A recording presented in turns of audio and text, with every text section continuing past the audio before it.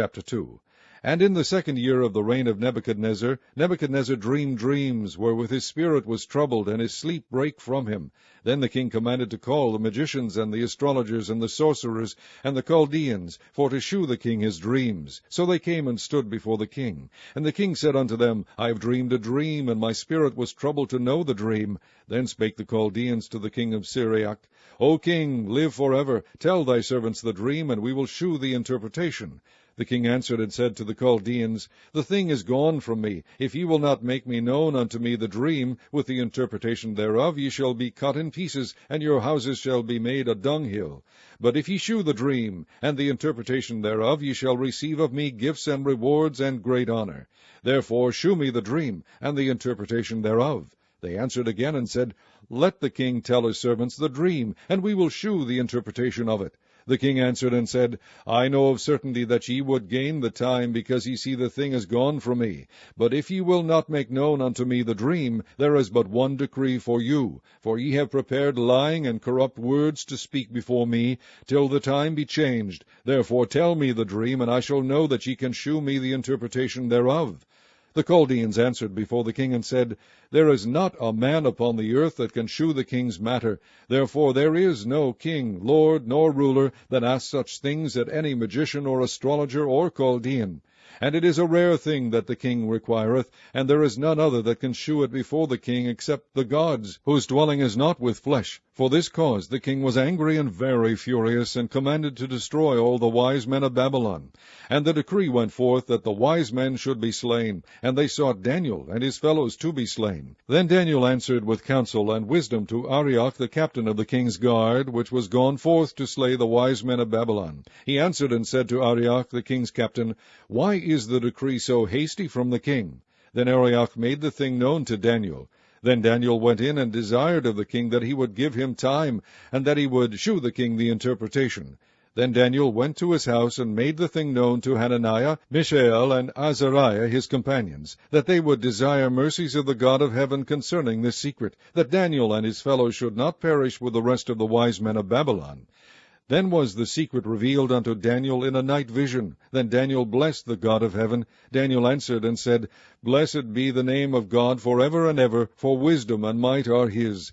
And he changeth the times and the seasons. He removeth kings, and setteth up kings. He giveth wisdom unto the wise, and knowledge to them that know understanding. He revealeth the deep and secret things. He knoweth what is in the darkness, and the light dwelleth with him. I thank thee, and praise thee, O thou God of my fathers, who hast given me wisdom and might, and hast made known unto me now what we desired of thee, for thou hast now made known unto us the king's matter. Therefore Daniel went in unto Arioch, whom the king had ordained to destroy the wise men of Babylon. He went and said thus unto him, Destroy not the wise men of Babylon. Bring me in before the king, and I will shew unto the king the interpretation. Then Arioch brought in Daniel before the king in haste, and said thus unto him, I have found a man of the captives of Judah, that will make known unto the king the interpretation. The king answered and said to Daniel, whose name was Belteshazzar, Art thou able to make known unto me the dream which I have seen, and the interpretation thereof? Daniel answered in the presence of the king, and said, The secret which the king hath demanded cannot the wise men, the astrologers, the magicians, the soothsayers shew unto the king. But there is a God in heaven that revealeth secrets, and maketh known to the king Nebuchadnezzar what shall be in the latter days. Thy dream and the visions of thy head upon thy bed are these. As for thee, O king, thy thoughts came into thy mind upon thy bed, what should come to pass hereafter. And he that revealeth secrets maketh known to thee what shall come to pass. But as for me, the secret is not revealed to me for any wisdom that I have more than any living, but for their sakes that shall make known the interpretation to the king, and that thou mightest know the thoughts of thy heart. Thou, O king, sawest, and behold, a great image. This great image, whose brightness was excellent, stood before thee, and the form thereof was terrible. This image's head was of fine gold, his breast and his arms of silver, his belly and his thighs of brass, his legs of iron, his feet part of iron and part of clay. Thou sawest till that a stone was cut out without hands, which smote the image upon his feet that were of iron and clay, and brake them to pieces.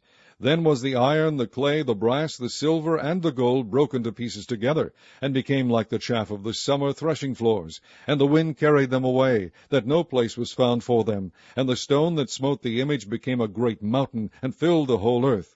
This is the dream, and we will tell the interpretation thereof before the king. Thou, O king, art a king of kings, for the God of heaven hath given thee a kingdom, power, and strength, and glory.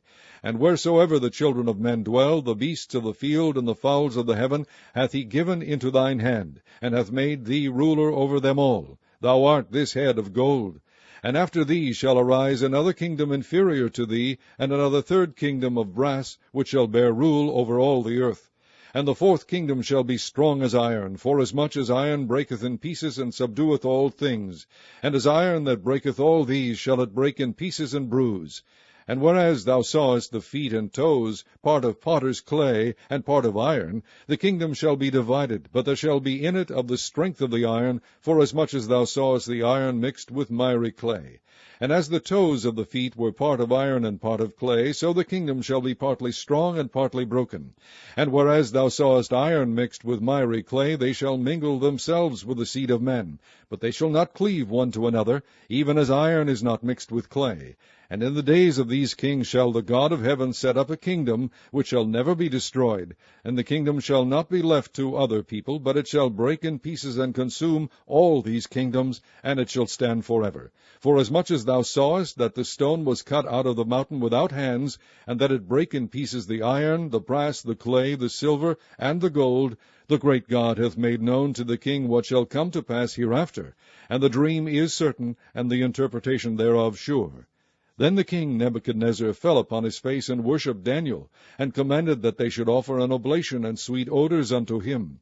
The king answered unto Daniel, and said, Of a truth it is, that your God is a God of gods, and a Lord of kings, and a revealer of secrets, seeing thou couldest reveal this secret. Then the king made Daniel a great man, and gave him many great gifts, and made him ruler over the whole province of Babylon, and chief of the governors over all the wise men of Babylon. Then Daniel requested of the king, and he set Shadrach, Meshach, and Abednego over the affairs of the province of Babylon, but Daniel sat in the gate of the king.